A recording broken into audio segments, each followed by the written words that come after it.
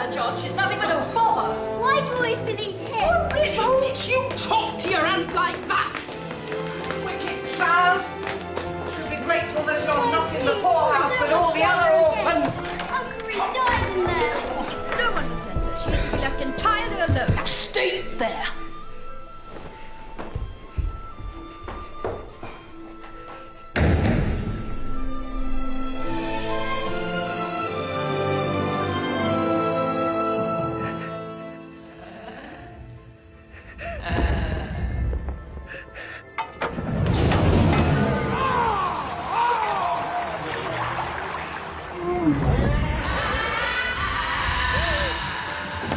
Let me out, please.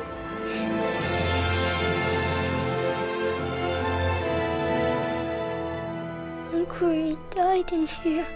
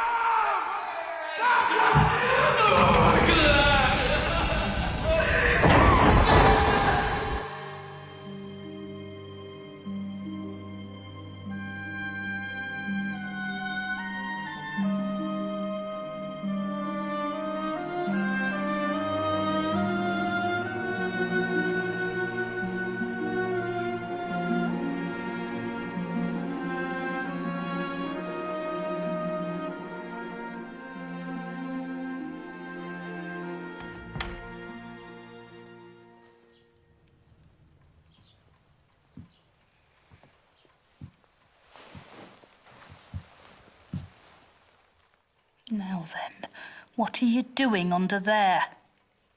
Come on. Leave your dolly behind. There's someone downstairs wants to see you. Me? Your name, little girl? Jane Eyre, sir. Well, Jane Eyre. Are you a good child? Perhaps the less said on the subject, the better, Mr. Brocklehurst. Do you know where naughty little girls go after their death? To hell, sir. And what is hell? A pit full of fire, sir. And would you like to fall into a pit full of fire and burn for all eternity? No, sir. So, what must you do to avoid it? I must keep in very good health, sir, and not die. Oh, you see her impudence, Mr. Brocklehurst. What did I tell you? She needs proper discipline. Say you will admit her to Lowood School, Mr. Brocklehurst. Mrs. Reed. And tell the teachers to be very strict with her.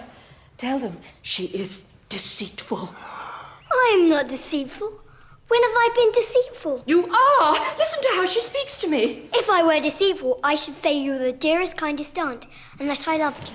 Bessie, Child, how dare you speak to your benefactress in that way? take her away. I am glad you are no relation of mine. I will never, never call you aunt again. And if anyone ever asks me how you treated me, I will tell them that you locked me in a room and were cruel and horrible to me.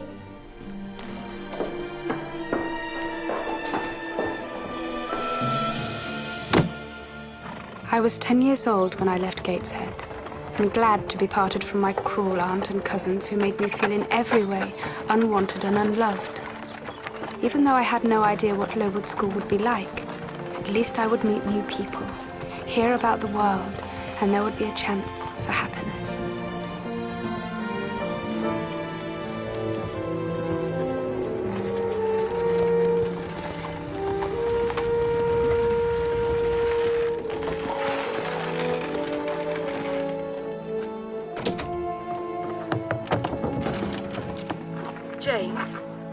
Jane Eyre, Yes?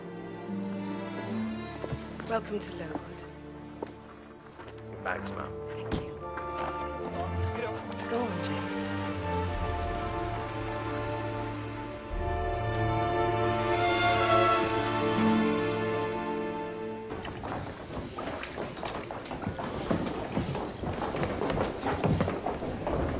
Time to Get up, you'll miss breakfast. Your uniform's on the end of your bed. Breakfast? Breakfast consisted of a meagre amount of inedible porridge. In fact, everything about Lowood was terrible. The cold dormitories, the icy water we had to wash in, and worst of all, most of the teachers were harsh. Punishment and humiliation were part of the daily ritual. However, I had found a friend, Helen, who was loving and wise. Sometimes life is cruel, and we have to accept that, or be forever in torment.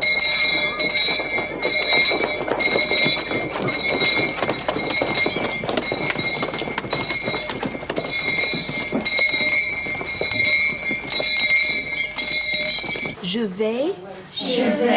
Tu vas. Now, girls, where are the Americas? And where are the West Indies, Burns? Sit back down.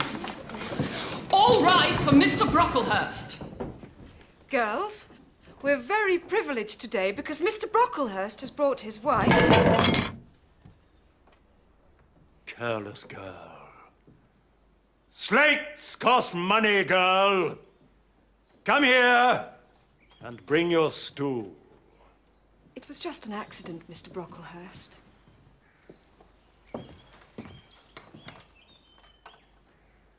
Put it down. Now stand on that stool. Now, girl!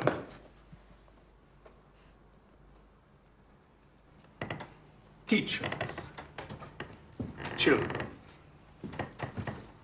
you all see this girl before you. God has graciously given her the shape he has given to all of us. Yet who would think that the evil one had already found a servant in her? You must guard against her. Shun her example. Avoid her company. You must watch her.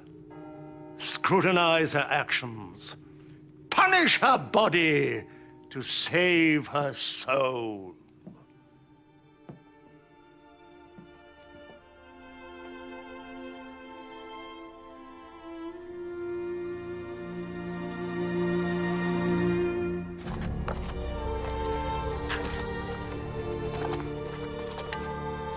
Spring came, and with it the typhus. It raged through the crowded schoolrooms and dormitories. Neglected colds and semi-starvation made the pupils vulnerable to the disease.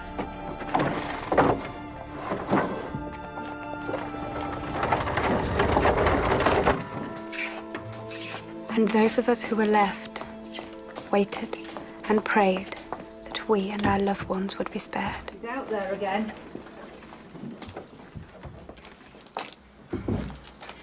Not at the moment, Jane.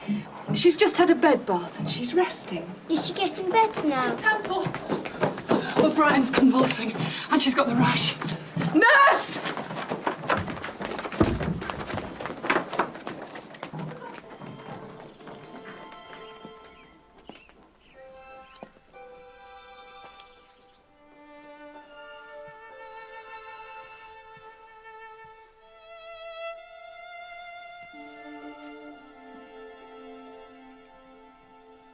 Is that you, Jane? Yes. I've been every day to ask if I can see you. I've been waiting outside the door. I wanted so much to see you. Miss Temple said you were very poorly. But I'm in no pain. I haven't slept for worrying that I'd never see you again. Oh, Jane. Helen?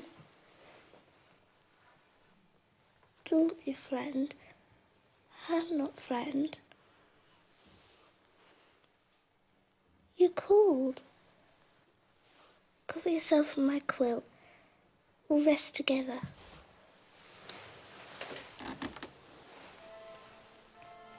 I'm so happy, Jane. Don't leave me. I won't. We'll always be together. Forever.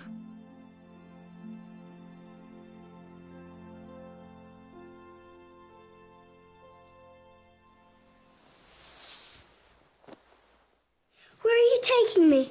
Please let me stay with Helen. I'm sorry, Jane. Helen has died. No! No! No! I missed Helen so much. No one could take her place. Is that your friend, Miss Eyre?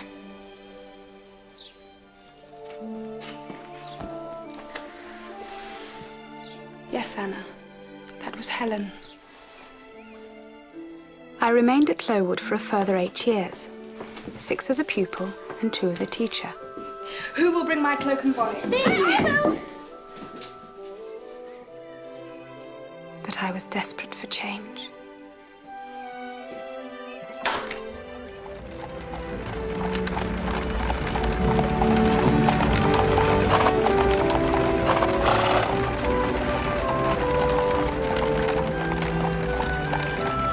I wanted to see more of the world. I longed for liberty. I placed an advert in the Herald. Young lady, accustomed to tuition, qualified in the guidance of pupils under the age of 14, seeks post. I had only one reply.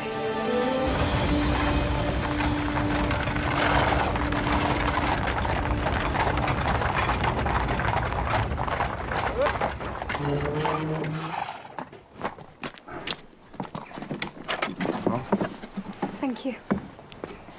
Mrs. Fairfax? Yes, my dear. Welcome to Thornfield.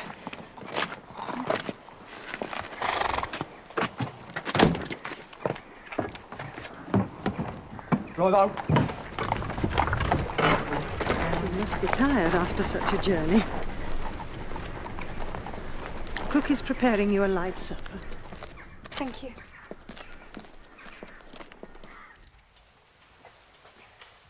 Do you think I could meet the young Miss Fairfax this evening? The young who? My pupil.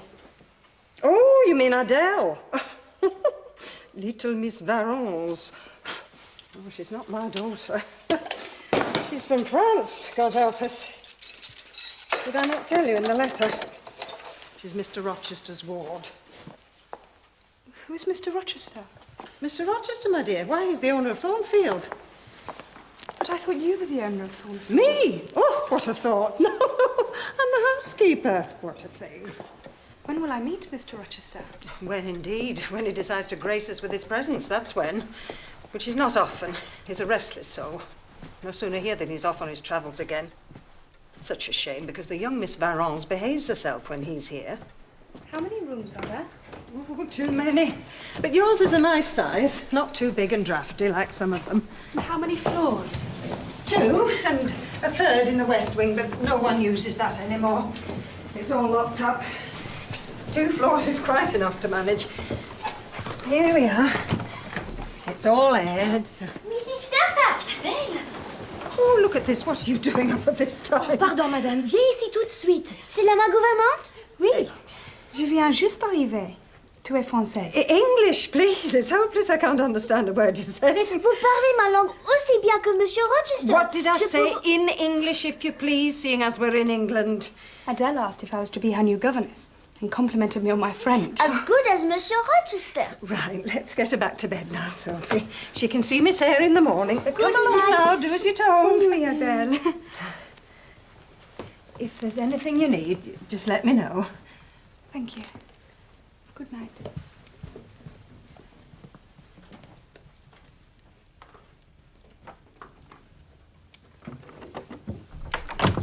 I was relieved to find Mrs. Fairfax so friendly, and little Adele clearly full of life and affection. I was filled with a sense of well-being. I felt surely I would be happy here.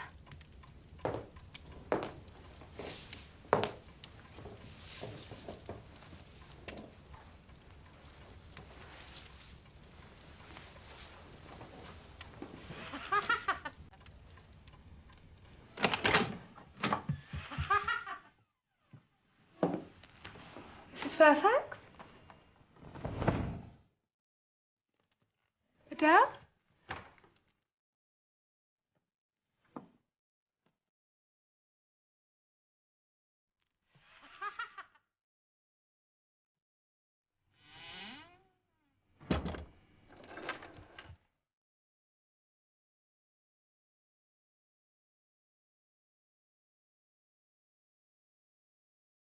The door's locked. I heard someone laughing. I thought Adele had... That'll be Grace Poole, one of the servants. She likes a tipple this time of night. Sends her quite giddy. I'll speak to her.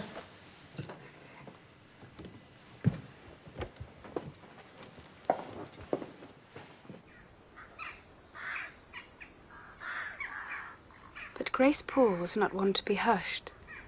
I heard her strange laughter again over the months that followed, but I was yet to meet her, for she chose not to dine with the other servants.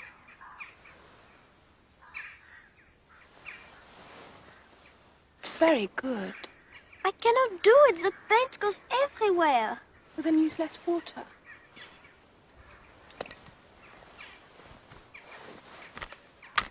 Oh!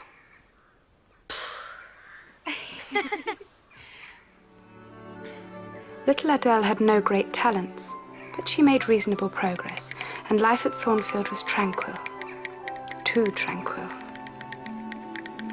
I should have been more thankful, but instead I felt restless and stifled. I felt sure there must be more to life than this.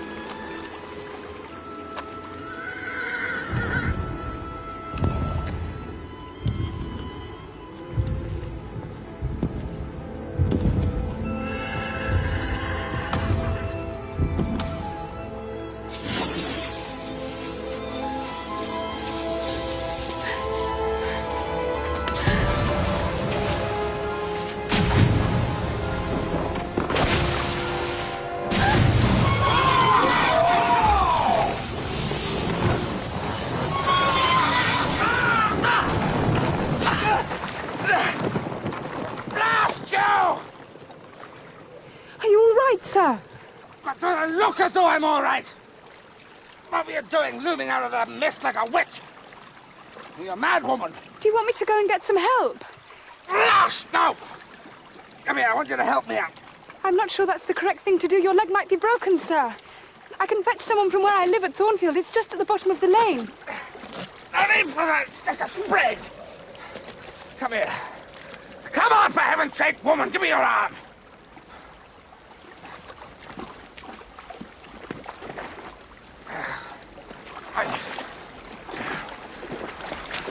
How long have you been living at Thornfield? Since I took up post as governess. And what, pray, is a governess doing out this time of the evening? Walking, sir. Well, before you carry on with your walk, could you get me my whip? It's there. Certainly.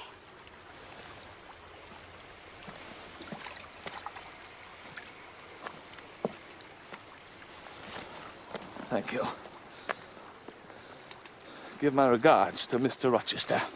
Come on, pilot. I've yet to meet him. Come,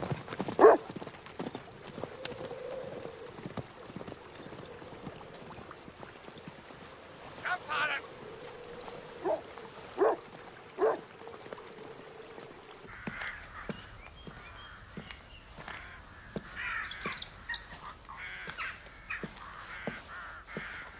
Mrs. Fairfax wants you. Where have you been? I'm on my way. I can't be in two places at once. I'm coming. Oh, about time too. Cold water, I said cold. Tell Leia to wear the bed. But she's laying the fire. Well, the fire can wait till John gets back with the surgeon. The bed needs airing now, and he wants to see Adele. But she sleeps. Well, wake her. Oh, hound, get out of here. Go on. Go on, down. Get out of here. Go on. Get downstairs. This pandemonium enough to rack the nerves. Look, fetch Miss Adele and tell the cook to find a knucklebone for the hound. Oh, yes, Miss Eyre, the master wants to see you at once. What master? Mr. Rochester. He's had an accident. His horse fell, his ankle sprained. But he said he wants to see you as soon as you come in. So take your coat off. Change your frock, dear. He's asking for you. He's in the drawing room. Tell Leia to use the coals from my room. Yes, Mrs. Fairfax.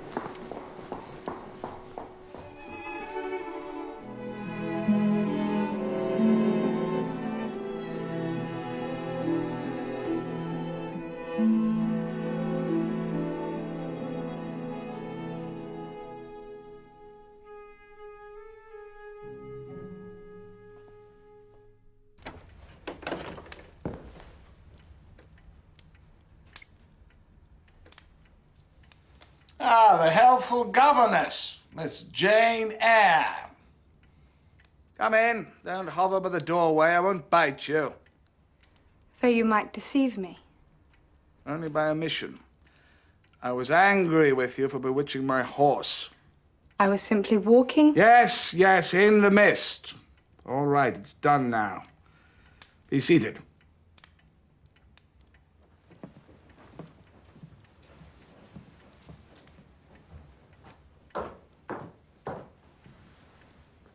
I said sit down. Not there. There. Where I can see you.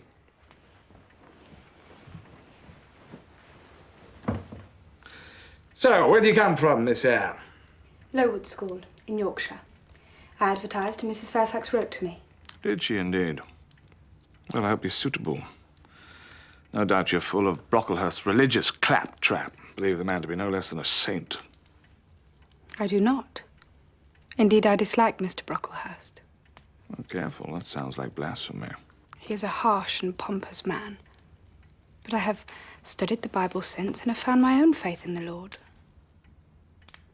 And what faith do you place in arithmetic and geography? I have taught classes of 12-year-olds, Mr. Rochester. And for your information, I have also studied history, music, art, and French. Very impressive. I did not tell you to impress. It is a fact, that is all. Oh, a fact. I see. So, can you play? A little. Yes, that's what all the schoolgirls are taught to say. Well, go on then. Play a little for me now. Show me.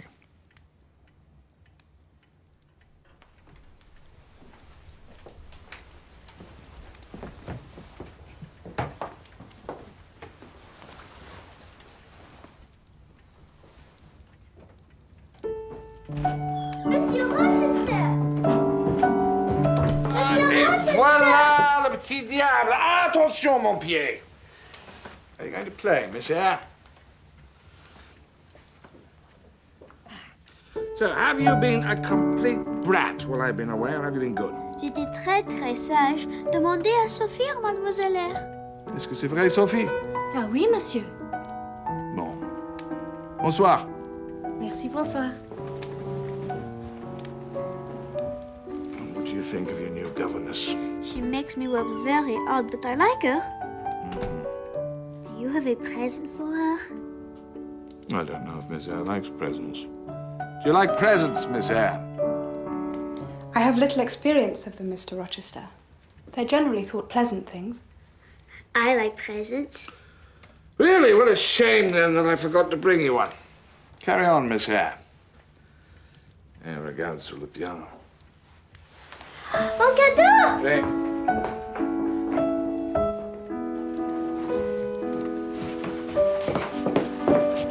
I think that's enough piano playing for one evening. Clearly you do play only a little.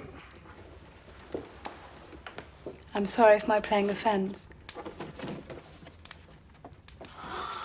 Et voilà. Oh! Oh, it's so beautiful! Oh, I love it! Thank you! All right, all right. Where are you going, Miss Eyre? To my room, sir. I see. So tiresome, you used to leave me already. Never mind, go on, go to your room. Voilà, tourne. Et encore une fois. Avec joie. I saw little of Mr. Rochester in the days that followed. He was either engaged in business or dining with friends.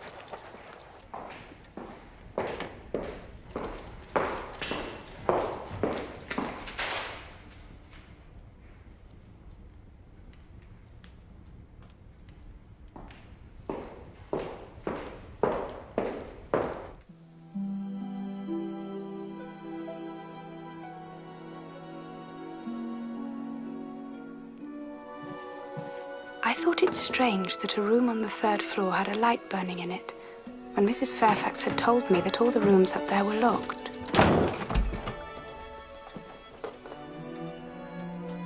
her if she can't do the job, I'll find someone else who can.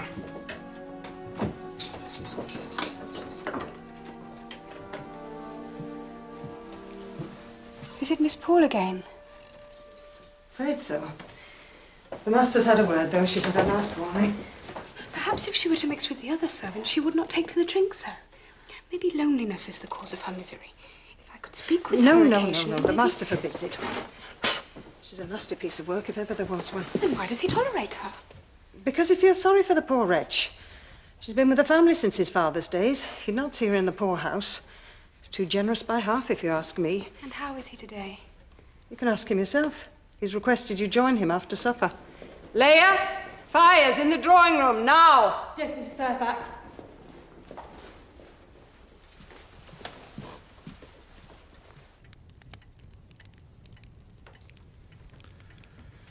You examine me. You find me handsome, Miss Eyre? No, sir. A direct answer for a direct question. I didn't mean to say... Try to modify your answer. It was an honest reply. Sit down.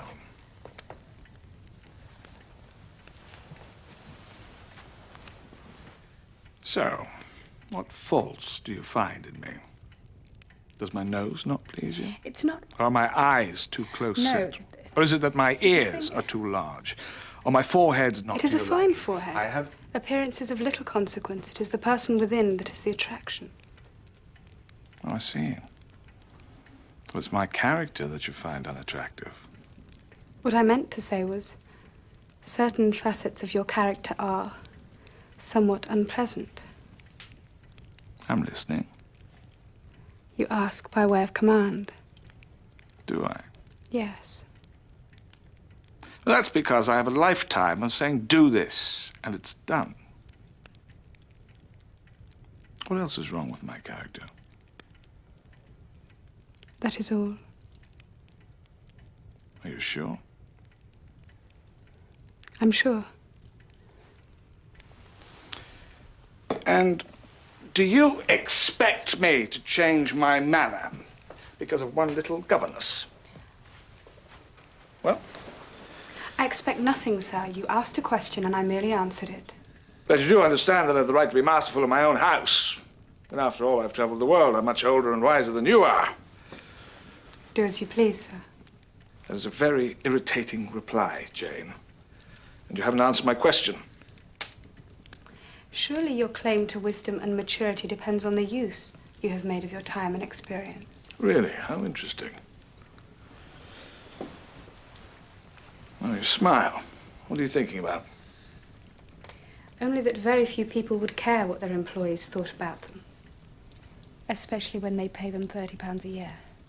Oh, yes, I forgot about the salary. Well, then, I have a perfect right to command you. With respect. Yes, of course. With respect.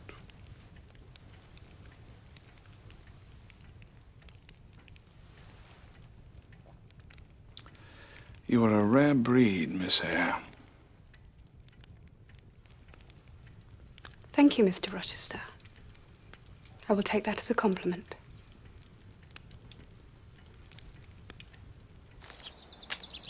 Over the next few weeks, we had several stimulating conversations, and I found myself waiting for the next opportunity to be with him. Is it Adele's mother who makes you unhappy? Adele's mother was a French opera dancer. She was extremely beautiful and vivacious. And I was so flattered when she professed to love me, ugly mortal that I am, that I showered gifts on her, almost ruining myself into the bargain. But when she told me she was with child, I was thrilled. And at that moment, I had no doubts that the child was mine. So you were married to her? She was your wife? No. But she was my grand passion. I was besotted with her. I longed to be in her company, smell her perfume.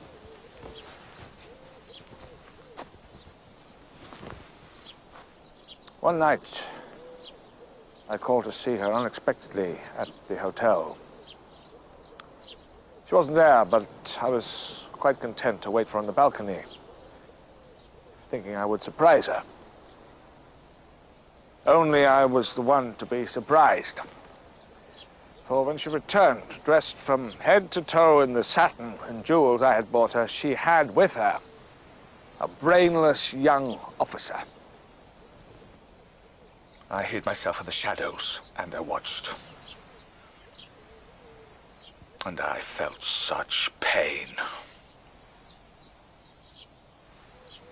Have you ever been jealous, Jane? No, sir. I thought as much because you have never felt love. Your soul sleeps. But there will come the day when you find yourself totally helpless. A fragile wreck in a storm of emotion. You make love sound unpleasant. It is all-consuming. And when it is reciprocated, it brings the greatest pleasure.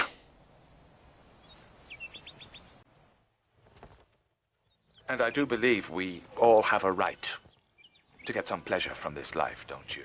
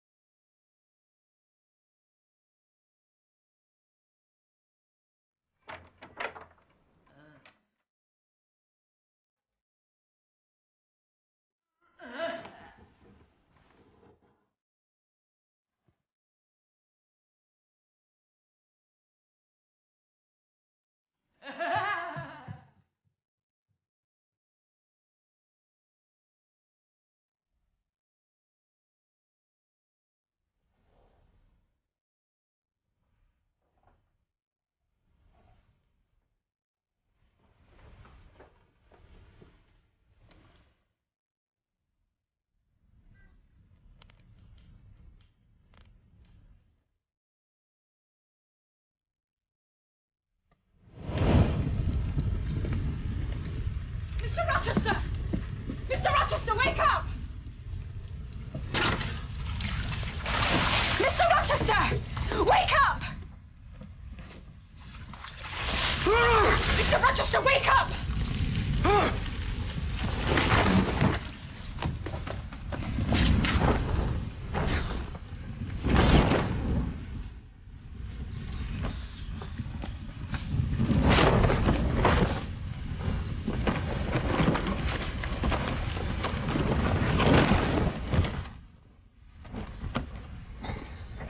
What in God's name's going on?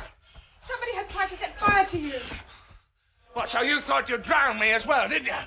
I'll call Mrs. Fairfax. You'll do no such thing. What could she do? I found this on the floor outside your room. I heard a scratching at my door. I thought Pilot must have broken free from his leash.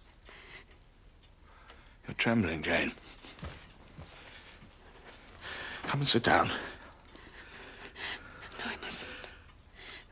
What? You want to leave me already after you've just saved my life? Do as you're told and sit down.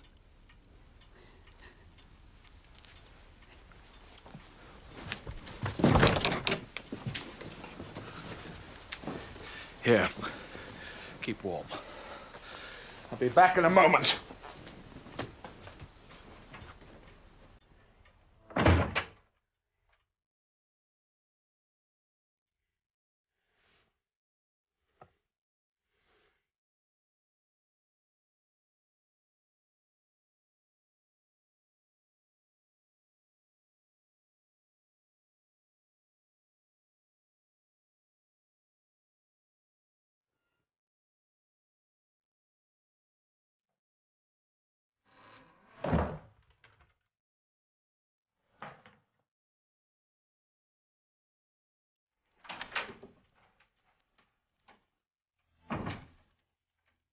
Why do you keep her here? And why does she hide herself away upon the 3rd floor? Does she mean something to you? Is Grace Poole another one of your grand passions? Grace Poole? She drinks and laughs loudly. She disturbs me. I have asked Mrs. Fairfax about her, and she told me that she has been with you for a long time. Grace Poole is one of the servants, Jane. Yes, well, she might have killed you.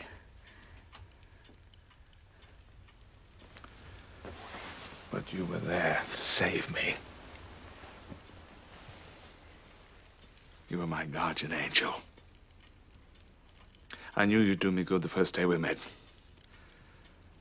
I could see it in your eyes. The expression, the smile was so lovely. And now I'm in your debt. There is no debt. Good night, sir. Where are you going? Back to my chamber. What, without taking leave? Look at me, Jane.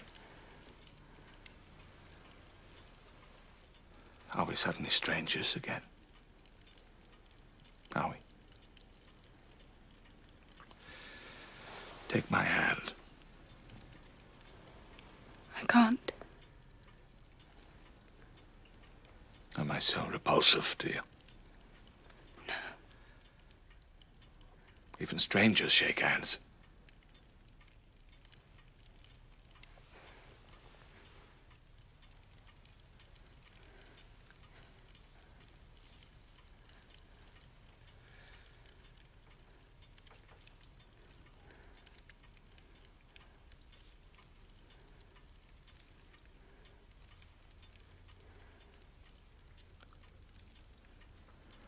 Such a little, warm, delicate. I must go.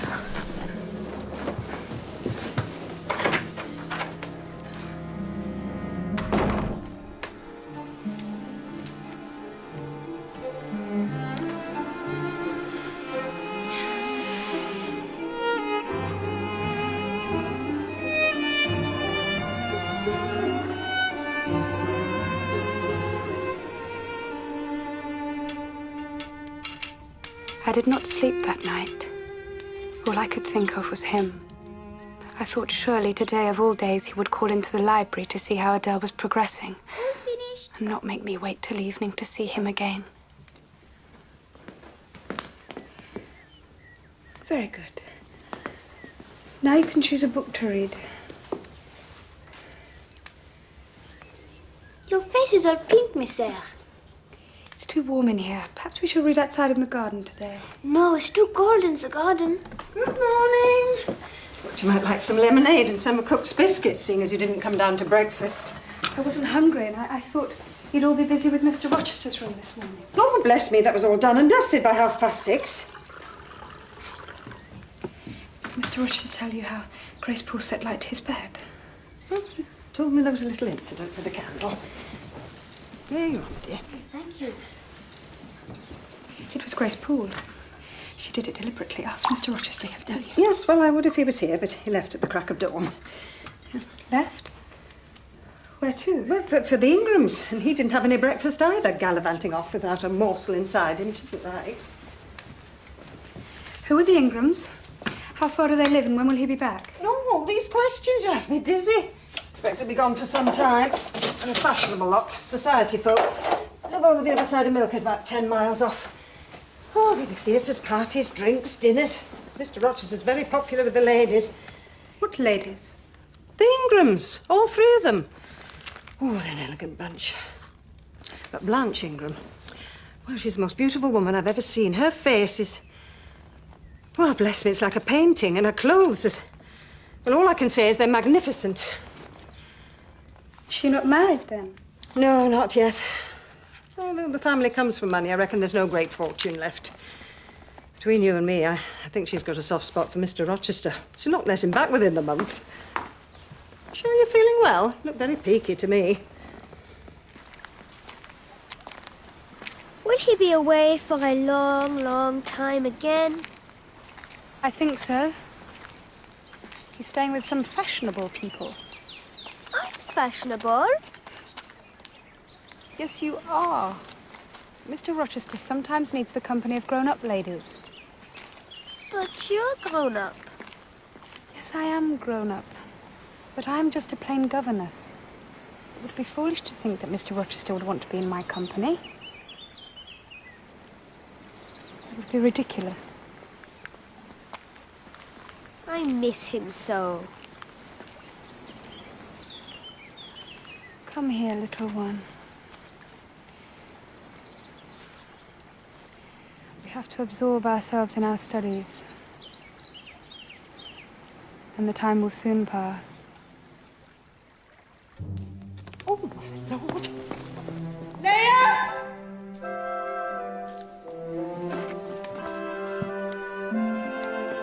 Oh, will you read this?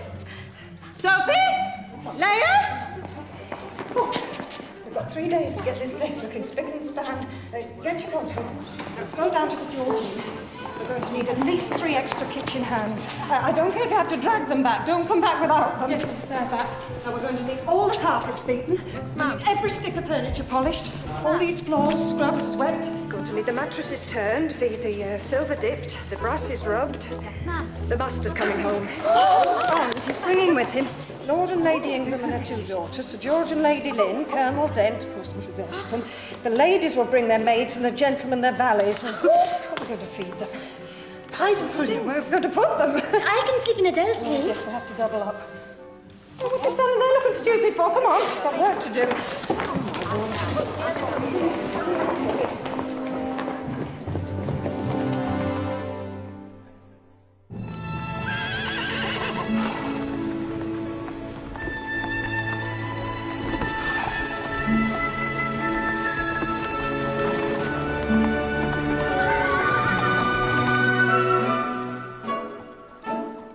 Shall I wear my pink satin tomorrow? Or the blue too with the pink satin?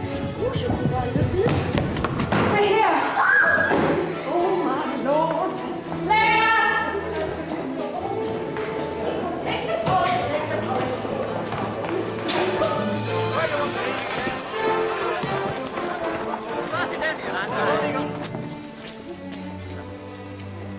Mrs. Fairfax, how nice to see you. Mr. Rochester is showing John where the horses should be stabled. Oh. That journey is so tiring. Some refreshment would be nice. Oh, certainly, be great pleasure. Later. Well, Mamma, here we are. So, what do you think of Thornfield? A touch gloomy. There's great potential. Quite. A carpet and some decent pictures would make all the difference. We'll be in the drawing room, Mrs. Fairfax. One day I will be like Miss Ingram. Can we go downstairs, please? No, Adele. Why? When Mr. Rochester wants to see you, he'll ask for you. I was composed, prepared. I was sure that when Mr. Rochester walked through the door, I would feel detached. I would look at him and think how stupid I had been to let my heart become involved with someone above my station. They're coming! Mrs. Fairfax was right. Blanche Ingram was beautiful. What a poppet! You must be Adele. Bonsoir, mesdames. And do tell me, Adele, what have you been doing while we've all been having dinner tonight? I've been dancing, madame. Dancing? Oh, isn't she adorable? Mamma, Have you ever seen anything quite so Not since you, my darling. Exactly. Everything about her was elegant, sophisticated. She had everything. She could attract any man she liked. But she liked Mr. Rochester, my employer, who paid me £30 per annum, and who had many, many faults. Too many. He thought himself superior, I'm not having any was too proud, deeply sarcastic, and moody to the point of... Edward. She is charming, like a little doll. But why then did I still love him? How on earth do you manage with her at home? You should send her to school. Well, school's far too expensive, Blanche. Besides, she likes it here at Thornfield. Don't tell me you have a governess for her. Matter of fact, I do. Oh, Mamma, close your ears. What do you think, dear? The mere mention of the word governess is enough to send Mamma into hysteria. We had at least a dozen. Most of them were either horrid or just plain stupid. Mary, tell Edward how he teased Madame Joubert. She was so funny. She used to fly into such a rage. It was very amusing. Jane? Why have you left the room? Come back into the drawing room. Come on. To be insulted. Well, you're not pleased to see me, at least. Yes. Adele was so upset when you left without any warning. It's been difficult for her to concentrate.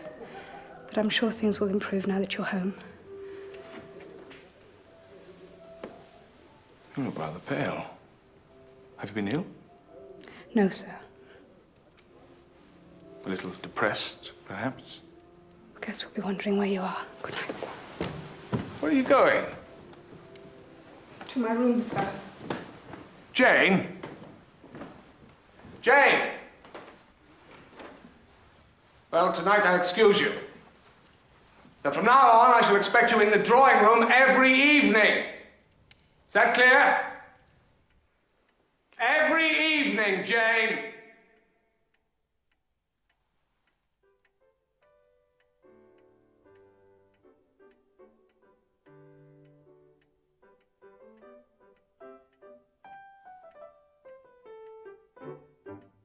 Sign no more, ladies, ladies, sign no more.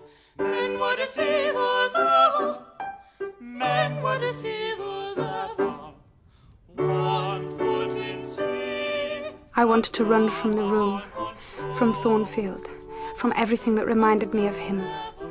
I wanted to cry out, why do you punish me when all I ever did was love you? Then sigh not so, but let them go, and be you blithe and bonny, and be you blithe and bonny, converting all your sons of woe, converting all your sons of woe to hen nonny nonny, hen nonny nonny, hen nonny nonny.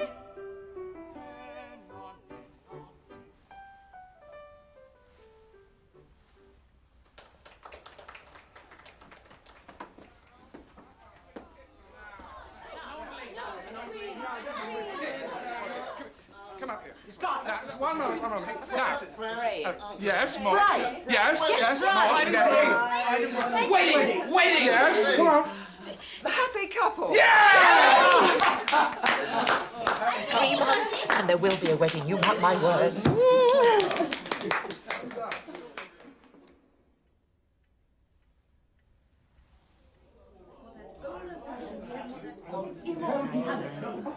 And look upon us, angels of young children.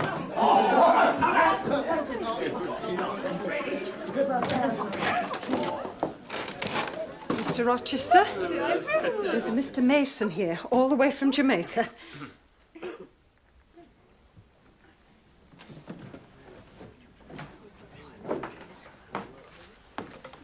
Edward? Richard, please excuse me.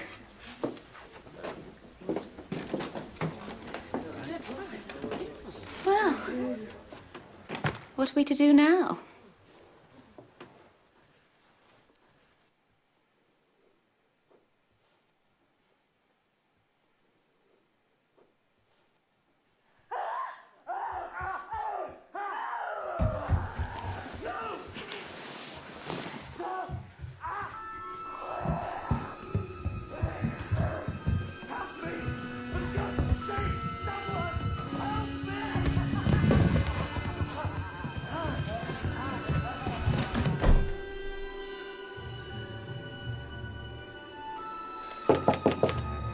Jane, are you awake? Yes. Well, get dressed quickly. I need your help.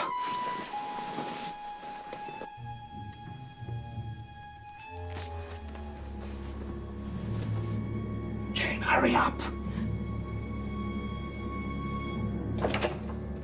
Come with me.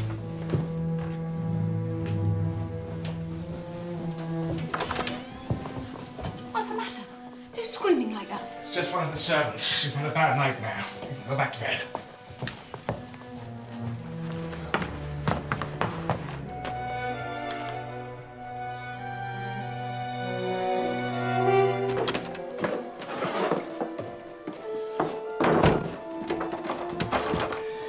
faint at the sight of blood? No, sir. Good. Give me your hand.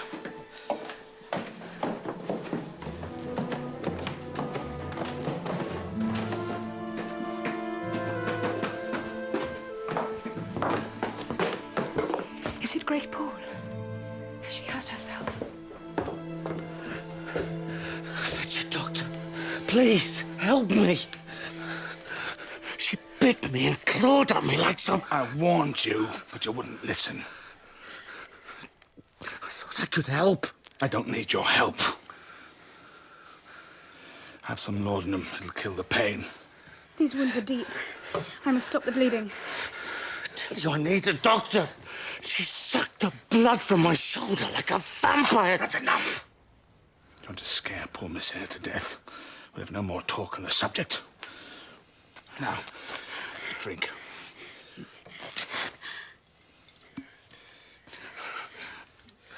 I get Tom to bring the carriage round. We need to get him to the doctor in the village as soon as possible. Will you stay with him? Of course I will. What would I do without you, Jane? I wanted to say you need never be without me. Blanche Ingram may well become his wife, but she would never be akin to him.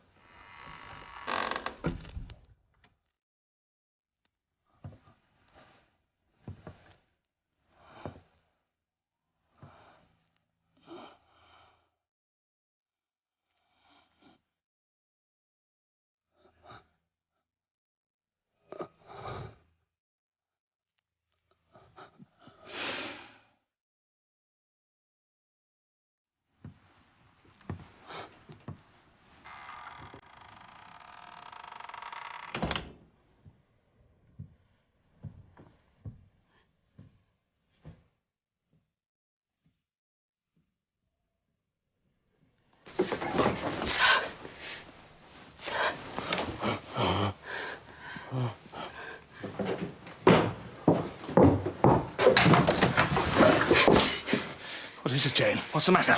I saw her. She came into the room. I saw Grace Poole, I swear. I felt sure she was going to kill him. I'm sorry, I shouldn't have left you alone.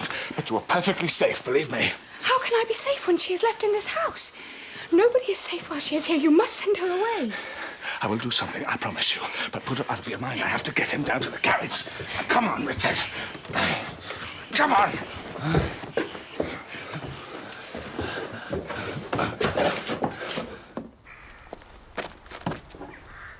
Edward, let her be taken care of. Let her be treated tenderly. I'll do the best I can. The same as I always have. Away!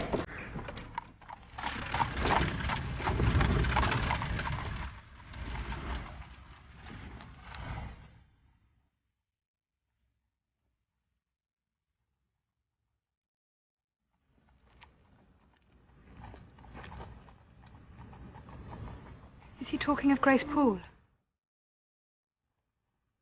Is he a relative of hers? Why do you ask so many questions, Jane? What does it matter who he is?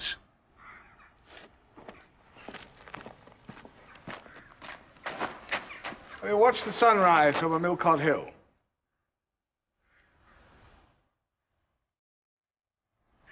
Well, don't just stand there, Jane.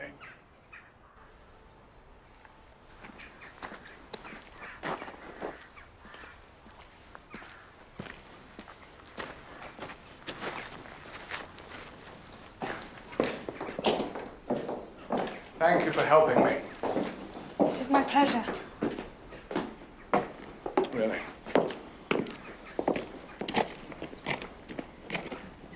And what if I was to ask you to do something that you thought was wrong? What then? It would depend. On what? and what it was you were asking me to do.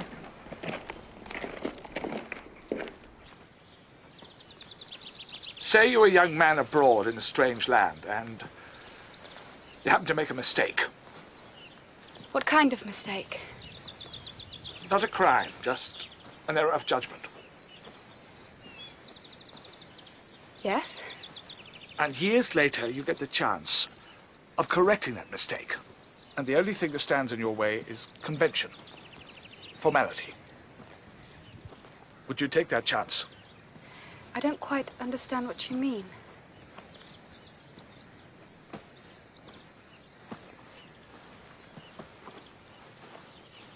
What I mean is, would you throw convention to the wind to achieve happiness? Tell me what you think. Only that I loved his face, his eyes, his mouth, his voice. He made me love him without even realizing it. Tell me. It depends what you mean by convention, by formality. If I had made a mistake, it would be my duty to bear the punishment. Duty? What the blazes is duty, for heaven's sake? I would look to a higher plane for forgiveness. Of course, should have known. Brocklehurst teaching, no doubt. Whom do you mean, Jane? God? Tell me, when has God done anything for me? I wait for him, I wait forever. I've already wasted enough of my life. At long last, I know what I think. I know what is right. Then why ask me? Because I needed to know. And now I have an answer.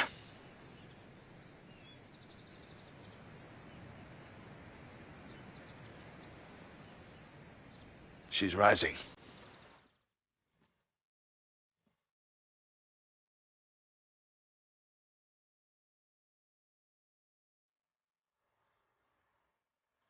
I'm sorry I dragged you all the way out here, but I've missed our talks. So have I. Well, let's not argue then. Let's shake hands and be friends.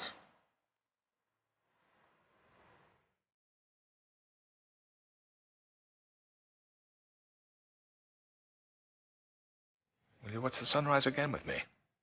You only have to ask. On the morning of my wedding? Are you to be married, sir? Oh, yes. I think it's about time, don't you? If you have met someone you wish to share your life with. I have. Miss Ingram is very beautiful. And clever, too.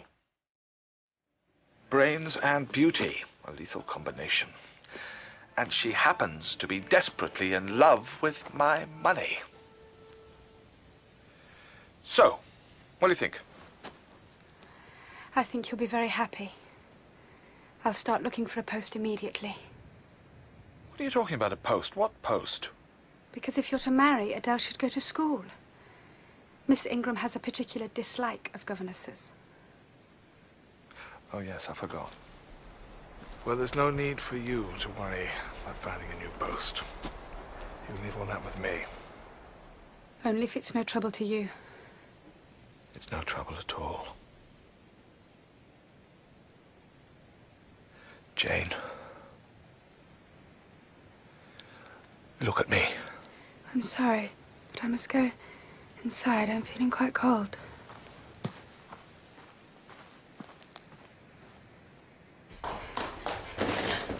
Oh, not so fast, Miss Eyre. I've been looking all over for you. You've got a visitor waiting. Me? She's in the library.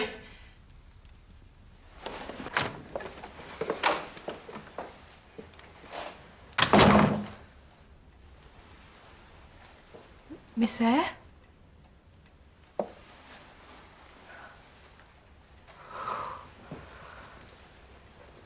You've grown up into such a lady. Who'd ever have thought it? Bessie. It's so lovely to see you. How is everybody? Don't start me off. Your cousin John is dead. And your aunt is taken badly.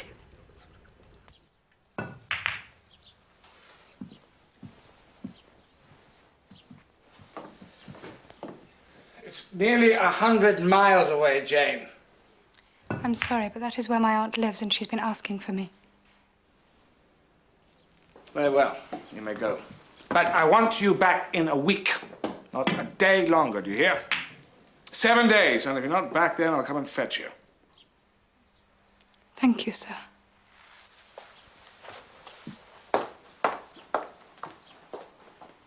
Edward?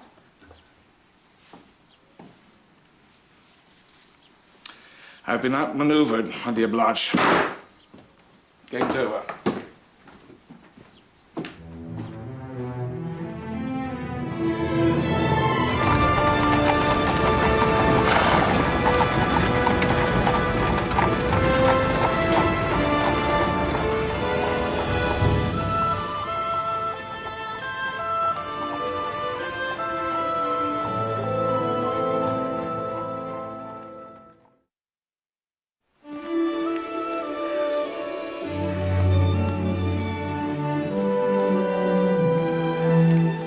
Seeing as you're a governess, I thought you might explain the concept of the 28-day week to me. I'm sorry, but things weren't quite as straightforward as I'd hoped. Really? I had to help my cousins with my aunt's funeral arrangements. Oh, never mind me. Who am I to worry about? I had thought that you could deduct the money from my salary. So you have given me some thought. Thank you very much. Yes. Good. I'm sorry about your aunt.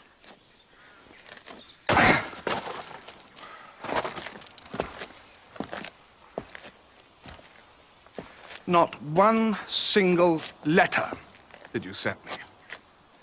Mrs. Fairfax had a letter. Adele and Sophie had a letter. No doubt even Pilot had a letter. But, oh, no, not me. That was too much to ask. The whole of Thornfield was chattering with news of your return. But I, the master of the house, had to learn from Mrs. Fairfax that you were due home today. I've already been up at the village twice to see if the coach had arrived.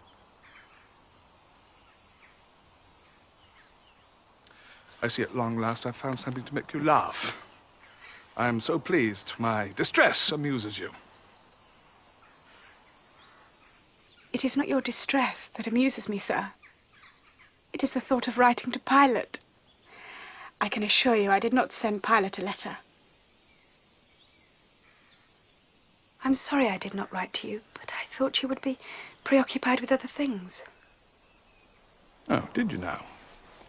Yes. Michel! Voilà comment on m'y rentre chez elle. Soyez la bienvenue. Welcome home, my dear. I missed you. Oh, she did. It's been so boring here without you. Sure I'm not with all the other nice ladies and gentlemen here to entertain you. They all went. The day after you'd gone. Jane, Yes? will you walk with me? Oh, she must unpack. She'll want to get her things hung up. It's such a lovely evening. Well, there's a storm brewing up, I think. Perhaps just a little stroll, then. I'll get your bag.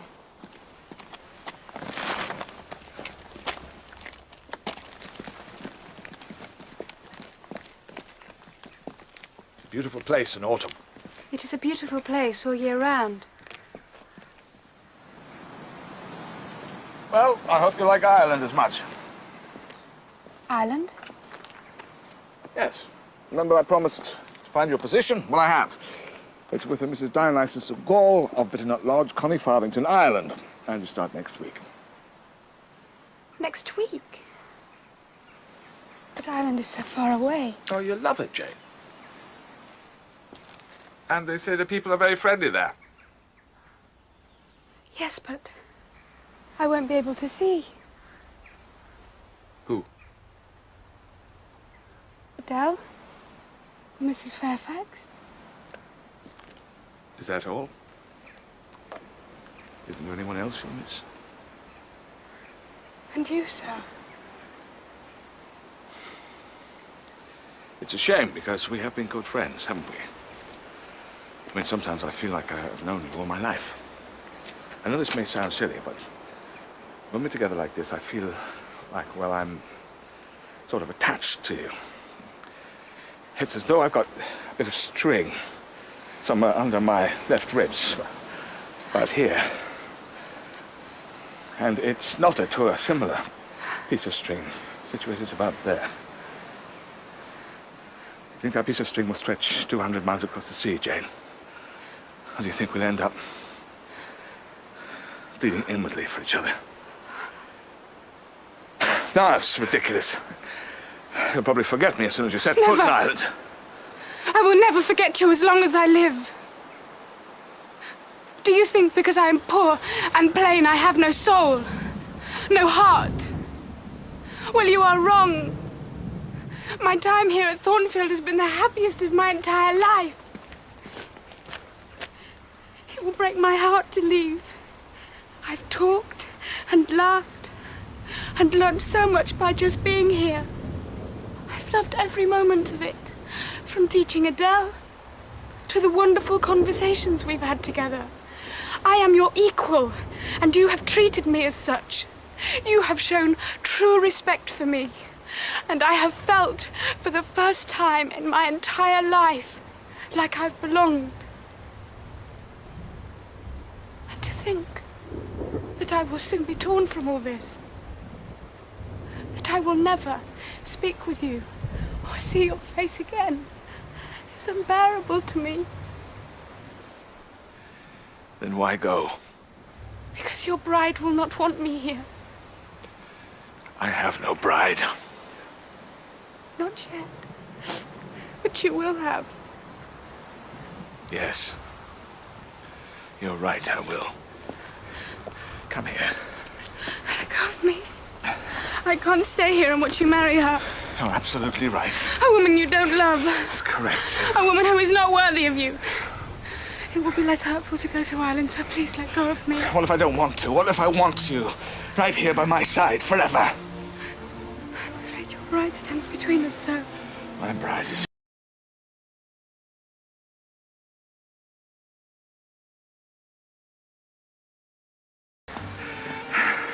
If you have me, I offer you my heart, my hand in marriage, and a share of all my worldly possessions. Will you marry me, Jane? Yes.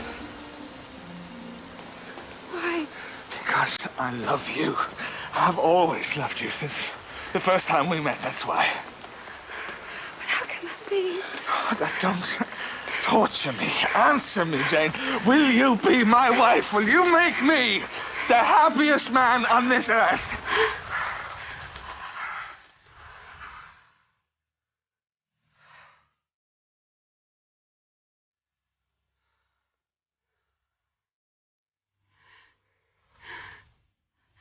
I will.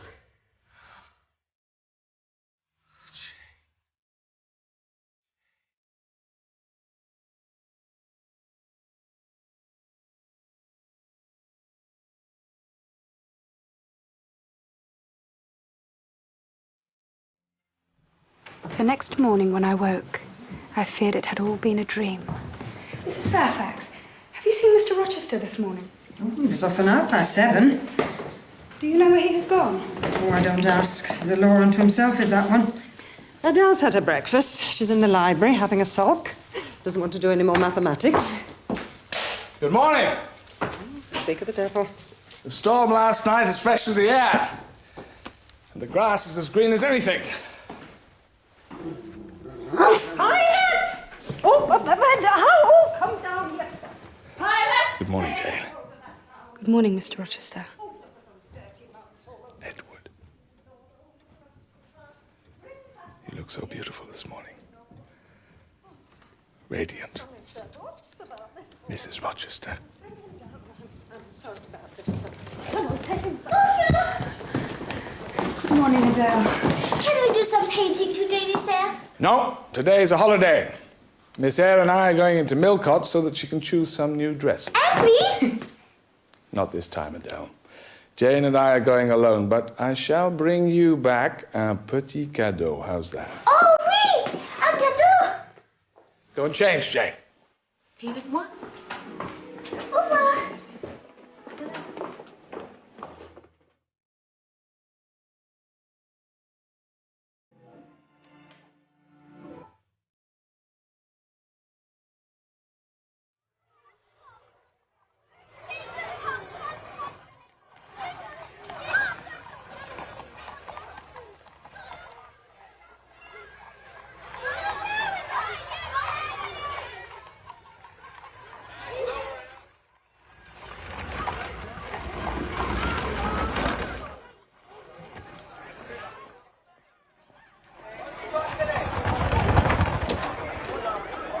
Edward, dearest, how nice to see you. Good day, Blanche. And the governess. Soon to be Mrs. Rochester. How quaint. Well, congratulations. No doubt you've a whole trousseau to buy. I'm afraid we're a bit limited here in Millcote. It's all a bit dull. But I'm sure you'll find something. At least suitable for honeymoon in Italy and France. Lovely. You know Archibald, of course. Lord Granby. Out of it, ain't she? Whatever did you see in her? The means to make you jealous. That's truly wicked. But it worked.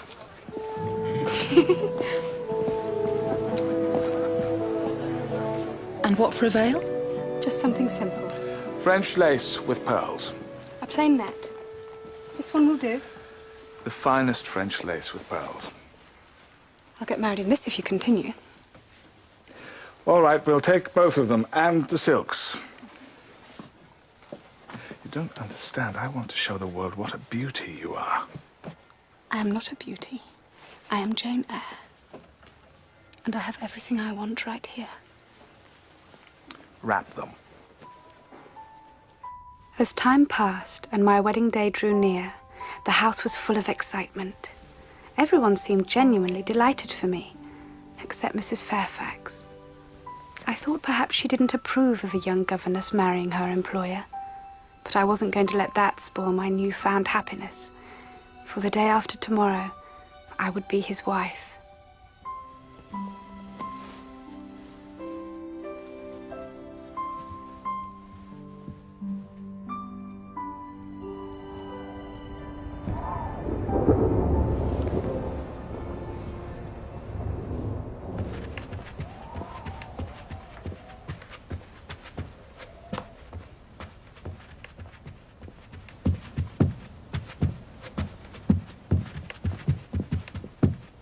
Who's in the room?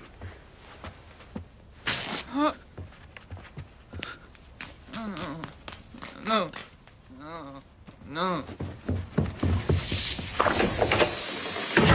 Must have been a dream, Jane. Now, what do you think of this color? Does it suit me? It's very nice. Edward, the veil is ripped in two. I can bring it down. You can see for yourself. I've told you, you have to keep your door locked at night.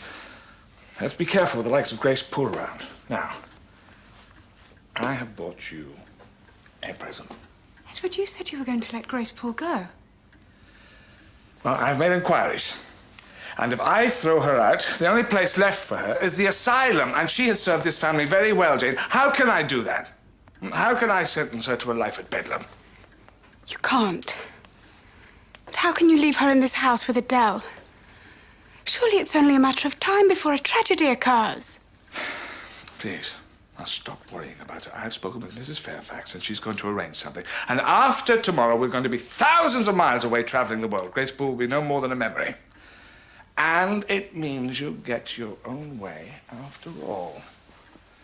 You'll be able to wear that flimsy piece of muslin you wanted to in the first place. Now, come on, stop frowning. Let me see you smile. I want you to be happy. Now, look.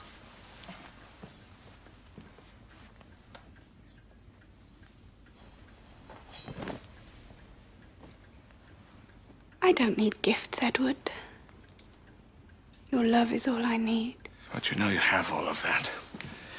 And I like to give you presents. Besides, I've a right to. You're going to be my wife. And the next present I shall give you shall be your wedding ring. Now, watch.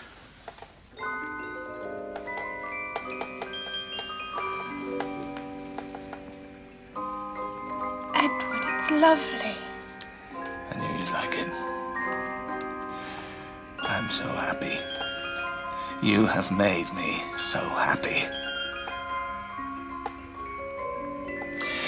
Tell me that you love me. Go on. I want to hear you say it. I love you with all my heart.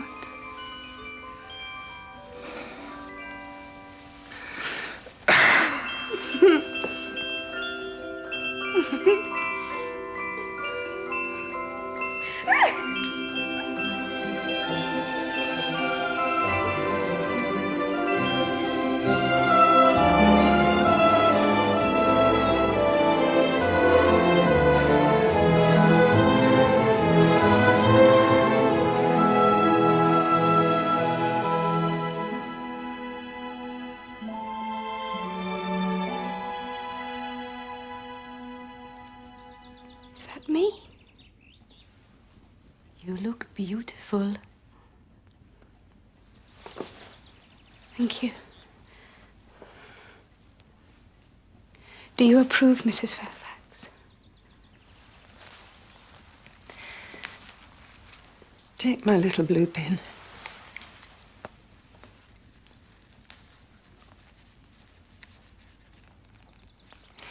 For luck. Thank you. I will make him happy.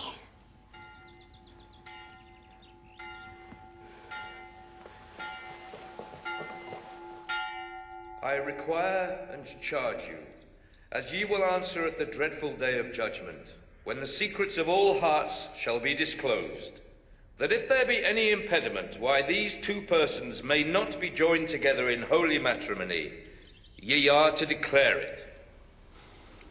Marry us, then. Dearly beloved, we are gathered here in the sight of God and in the face of this congregation to join together this man and this woman in holy matrimony.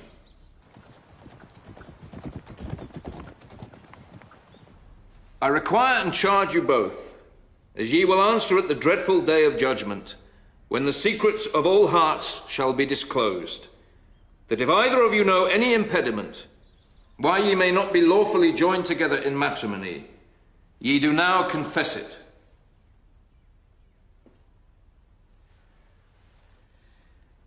Wilt thou have this woman to thy wedded wife?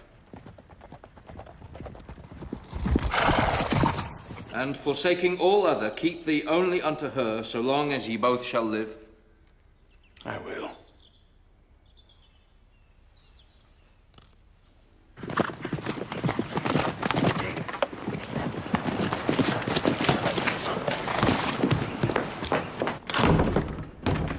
The wedding cannot go on!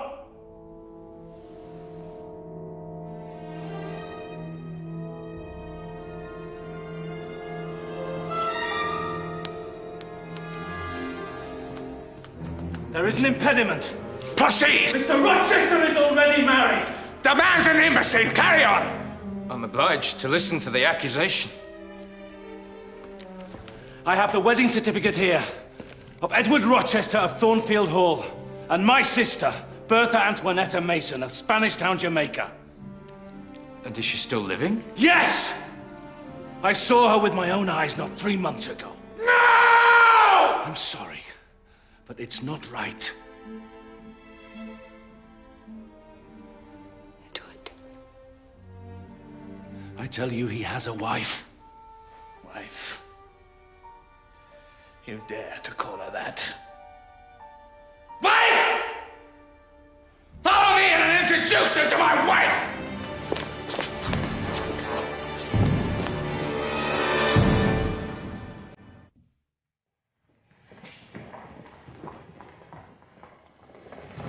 Get back to work. Take the child to her room.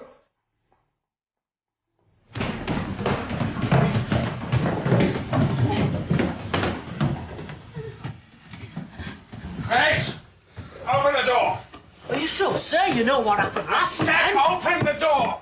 For God's sake, sir, take care.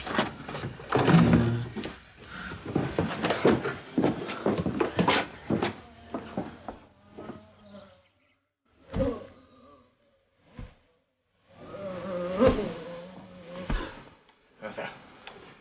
Edward. They will not harm you. These people will not harm you. And they have not come to take you away.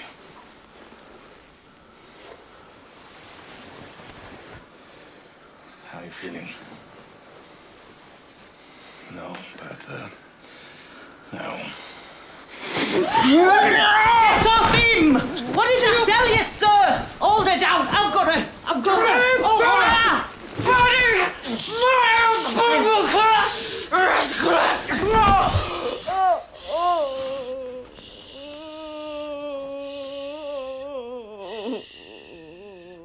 That is who Mr. Mason calls my wife. You married her, Edward. I was tricked into it by your family in Jamaica. They showed her off to me at parties, but I was never allowed to see her alone, talk to her properly. I was dazzled by her beauty. It was only after the wedding that I realized that she was insane. Like her mother and her grandmother before her, and I tried everything in my power to make her well. I hired the best doctors. I sought alternative methods, and then finally, I realized that there was no cure. I could have run away back to England and left her there. But instead, I brought her home with me. And not to have her chained up in some lunatic asylum as some would have it, but to keep her safe here at Thornfield. With a nurse, day and night, to tend to every need. But you must have known you couldn't marry Miss Eyre when you were already married. It would have been a crime. You would have been committing bigamy, sir. Do you blame me when all I wanted was to be with this woman? I would have done anything to be with her. I have been in torment for 15 years. And can you stand there and honestly judge me when you see in front of you this poor wretch to whom I am bound for life? Can you? I'll pray for you, Mr. Rochester. You can keep your prayers.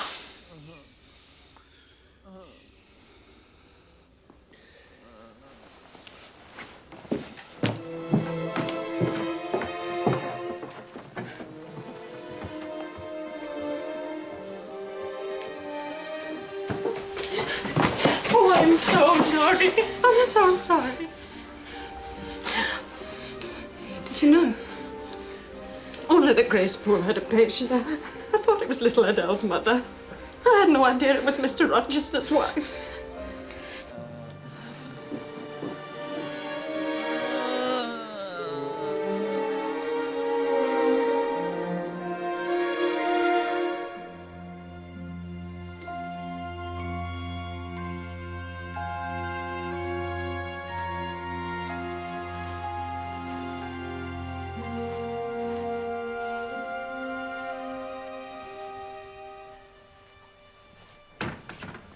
At last, I've been waiting for you.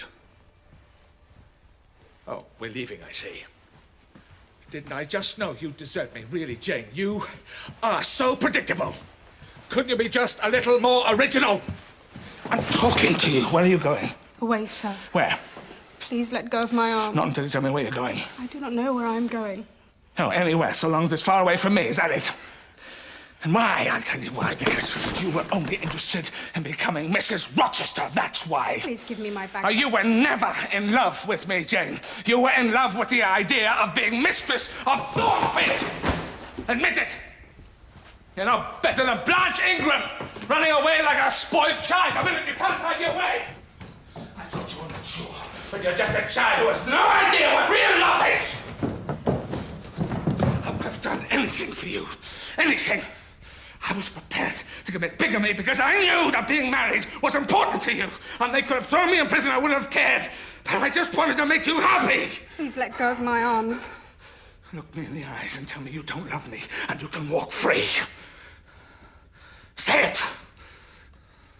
No. Better still.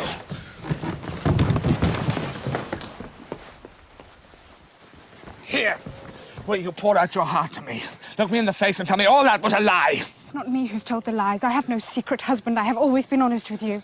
I've always wanted to be honest with you, Jane, but how could I tell you when I knew it would drive all happiness away from me? Look at me, Jane. Tell me you don't love me, and you can go. I can't tell you that, because I do love you. I wanted to be your wife because I love you, not for any other reason.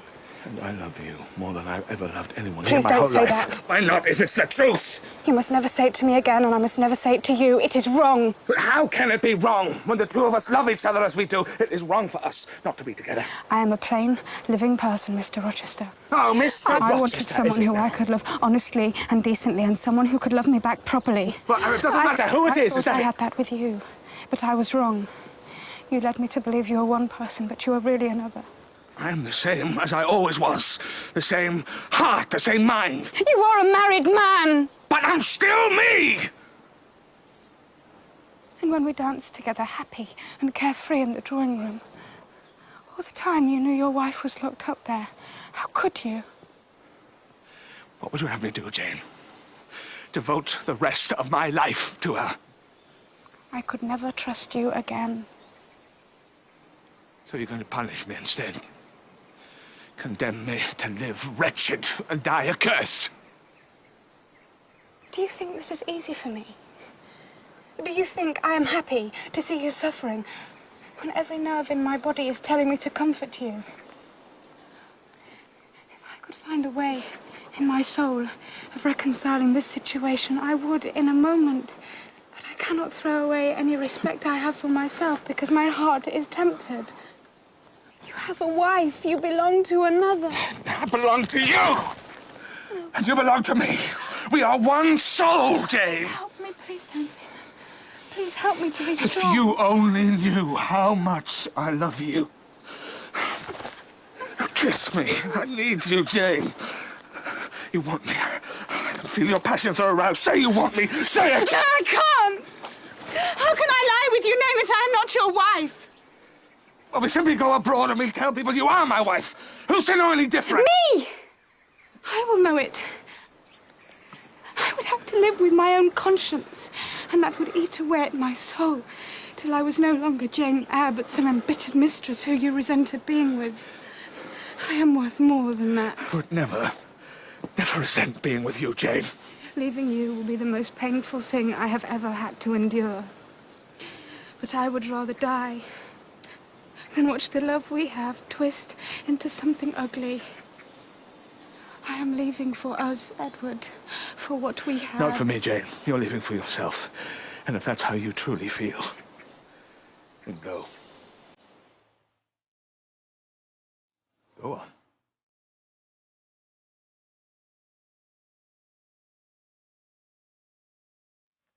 That's it. Walk away. You think what we have is nothing? Well, let me tell you, this is the greatest, purest love you will ever find. And I should know. I've searched long enough for it.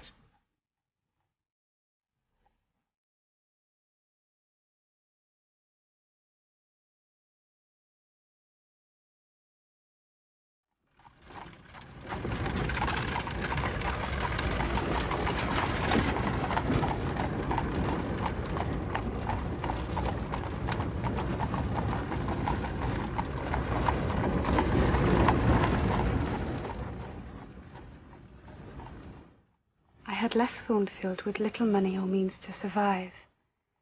I asked the coachman to take me as far as the 20 shillings I had would allow. I travelled for 2 days with not a care whether I should live or die. But the further I went, the closer I felt his presence.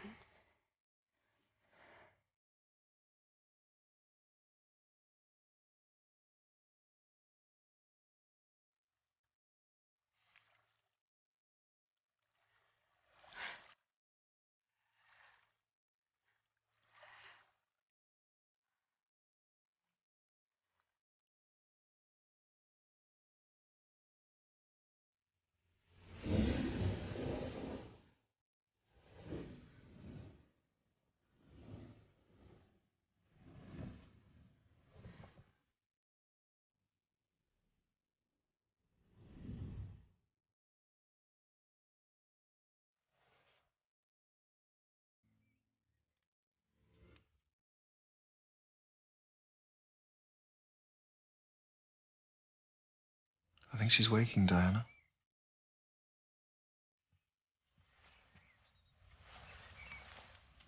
Looks as though her fever has broken. The Lord has looked after her. He has plans for her yet. Poor little soul. I wonder what happened to her. No doubt she's endured great suffering.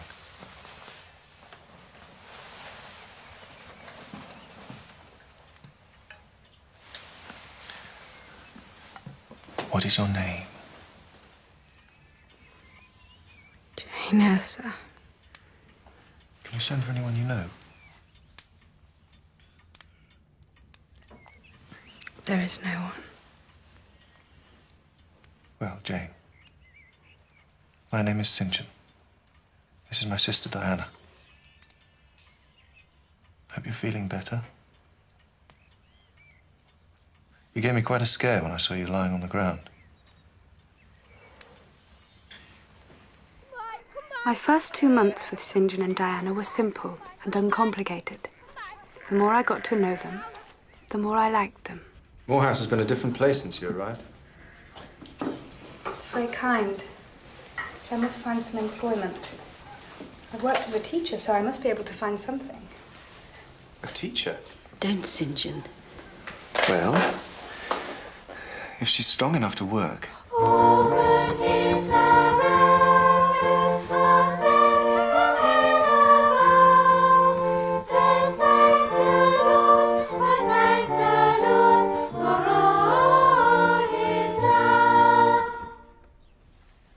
Home time.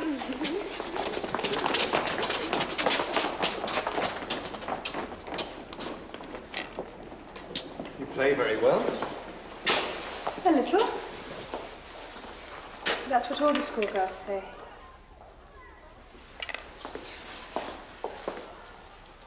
What's the matter?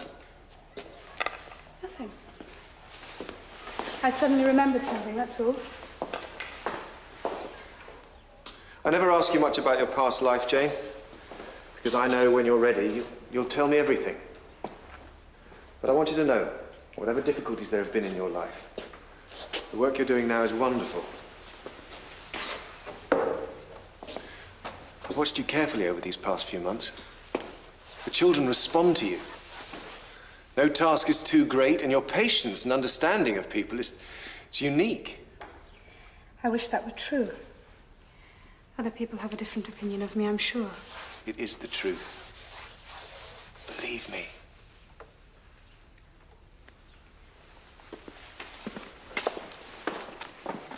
Dear Mrs. Fairfax, it has been some time now since I wrote to you last asking for news of Adele and Mr. Rochester, and still I have had no reply.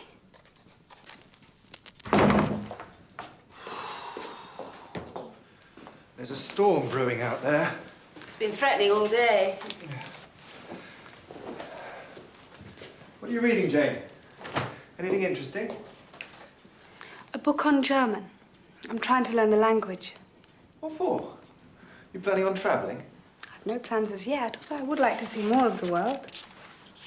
I'll give you a book on Hindustani. You could learn that instead. India's a fascinating country. Tell him no. Stick to the German. I'm studying the language myself. We could learn together. Study what you like and don't be bullied by him. Perhaps I could learn Hindustani as well as German. Well, I must go to bed. I've got an early start. Good night, brother. Good night, sister. Good night, Diana. Stick to the German. I know Diana thinks I'm a bit of a bully sometimes.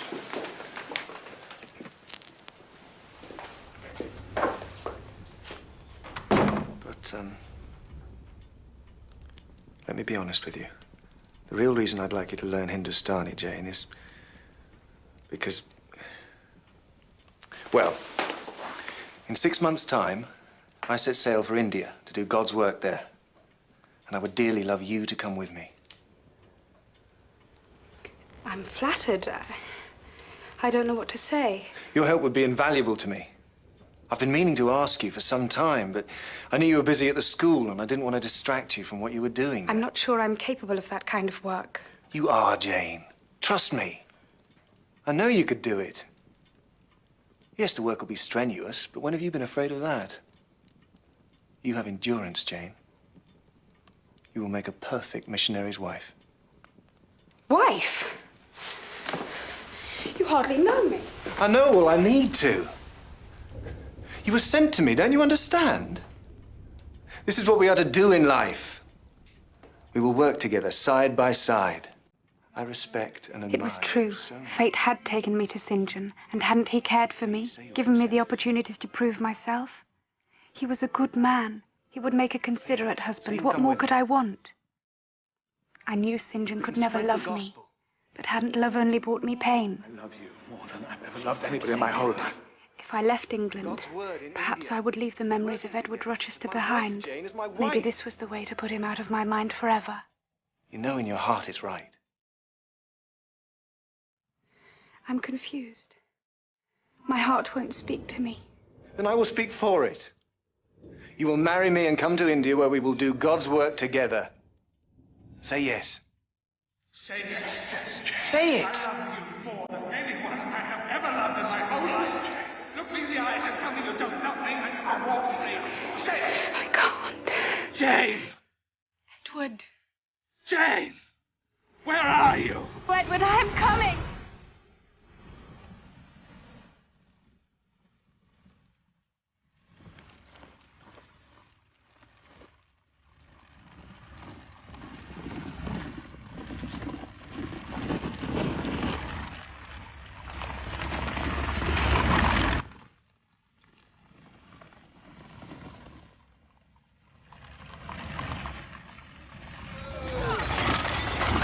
Still a few miles to go yet, miss. It's all right. I know a shortcut over the fields.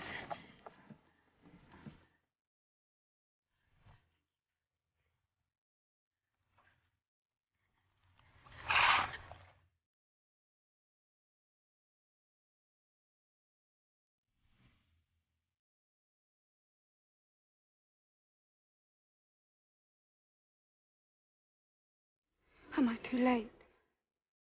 The fire raged all night. You could see black smoke billowing for miles. Edward. Mrs. Rochester escaped from her nurse and set fire to the place. She panicked, ran up onto the roof. We could see her dancing amidst the flames, screaming. It was terrible. And Mr. Rochester? Mr. Rochester got his young ward and the servants out of the house, then went up on the roof after Mrs. Rochester. He did his best to save her, but she jumped to her death. Unfortunately, he was on his way back down when the staircase gave way, and he fell.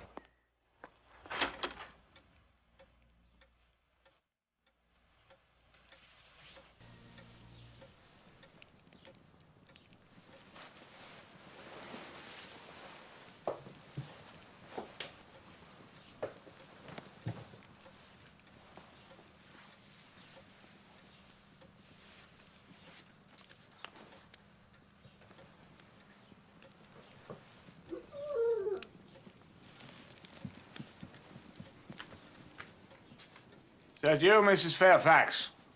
Did you get some water for me?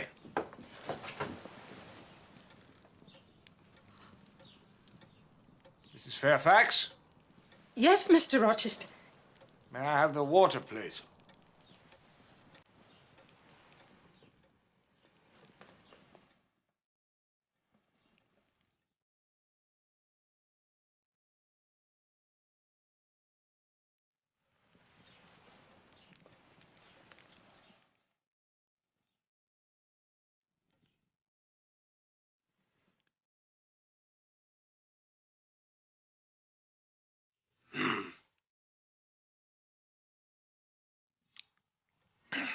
Thank you. It is my pleasure. Jane, is that you?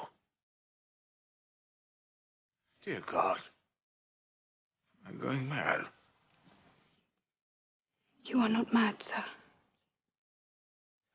I'm dreaming. Never let me wake.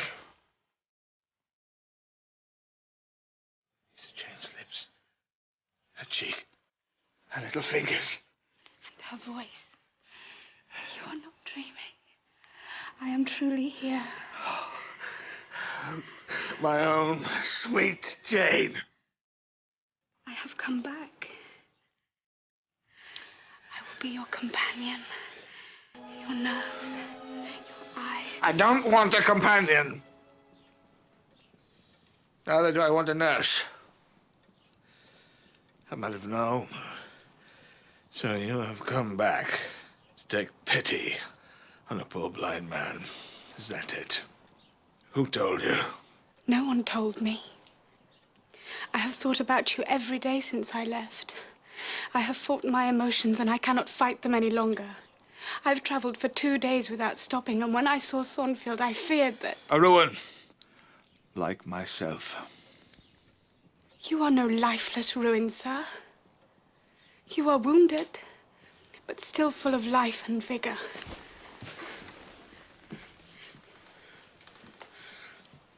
Edward. So, you didn't find a husband then?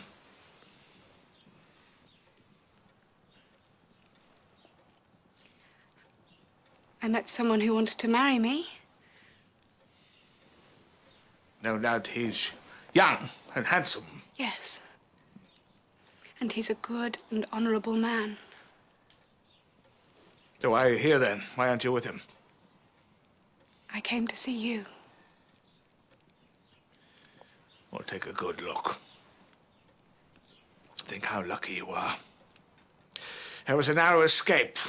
You could have been married to this hideous, blind wreck.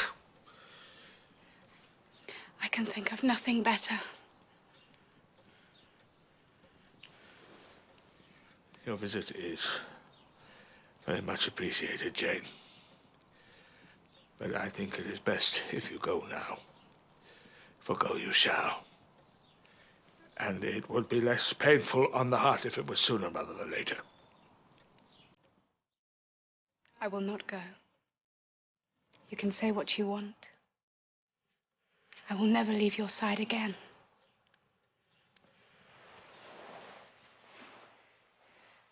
If you throw me out of this house, then I will pound against the door until you let me in.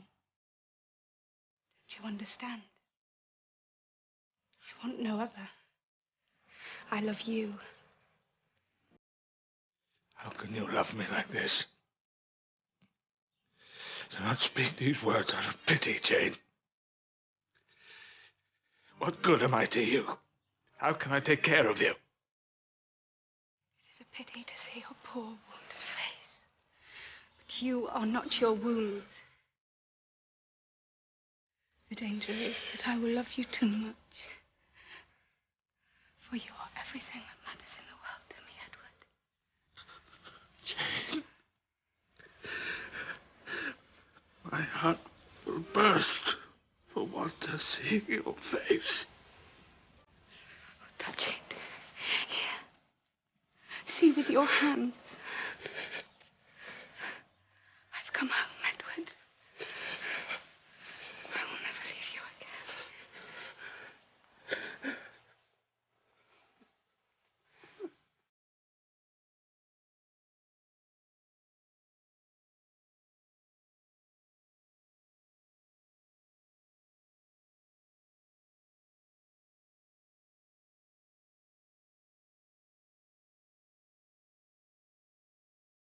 I have been married to Edward 10 years now, and I love him as much today as the day I returned to Thornfield and saw him wounded and helpless. In our 3rd year together, he regained the sight in his right eye, and when our firstborn was put into his arms, he could see his own likeness. I am truly blessed, for I now know what it is to have found love.